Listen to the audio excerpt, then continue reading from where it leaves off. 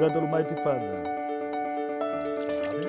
Not worthy that you should enter. Be sealed. Together we are on a journey to know and love God. We are one Catholic family in the Diocese of Winona. More than 130,000 of us spread out over 13,000 square miles, united in faith. What I find so unique about our diocese is the people. They are people who love the Lord deeply, very committed to their Catholic faith, and very proud of the long tradition of Catholic life here in the diocese.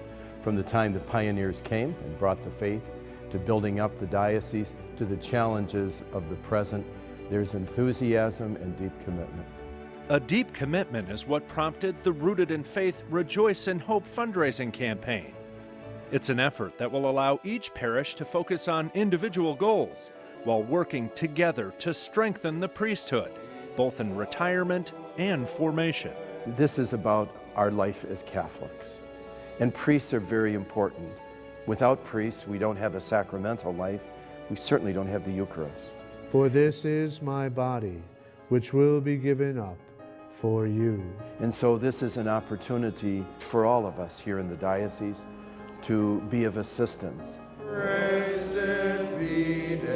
The first focus is on our retired priests, the men who have devoted their entire lives to serving the people of God. You just can't put that into words.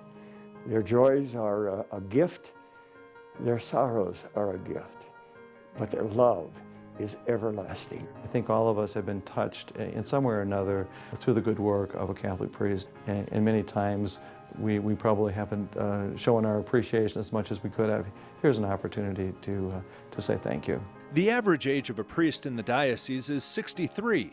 As the number of retired priests increases, so does the cost to properly care for them. Most receive limited Social Security due to a lifetime of modest salaries. When I was ordained, it was $50 a month, and you had to buy a suit and keep a car. Our retired priests receive and rely on a monthly stipend.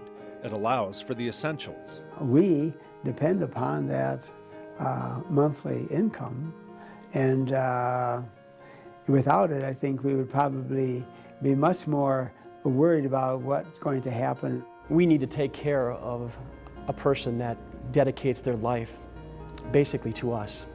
They have responded to the call of Jesus Christ to his priesthood for our sake, out of love for us. In most cases, our retired priests continue to play an active role in the diocese. They have such a wealth of experience and wisdom and spirituality to share in their senior years. These priests are out every day and every weekend serving God's people. This is our opportunity now to give something back to these priests that have given their entire life to ministering to us. An opportunity that will require a sacrifice from all of us, pitching in together. We promise to them that these sacrifices will be used prudently and carefully, and by all means that we can continue to provide a strong spiritual priesthood in our diocese. As more priests retire, more seminarians are needed, which brings us to another focus of the campaign: improvements to Immaculate Heart of Mary Seminary in Winona. IHM Seminary, in my humble opinion, is one of the best seminaries in the U.S. And it's considered home to nearly every priest in the Diocese of Winona. They are graduates of IHM. But this great and historic seminary is now in need of significant upgrades. IHM was built in the 1950s.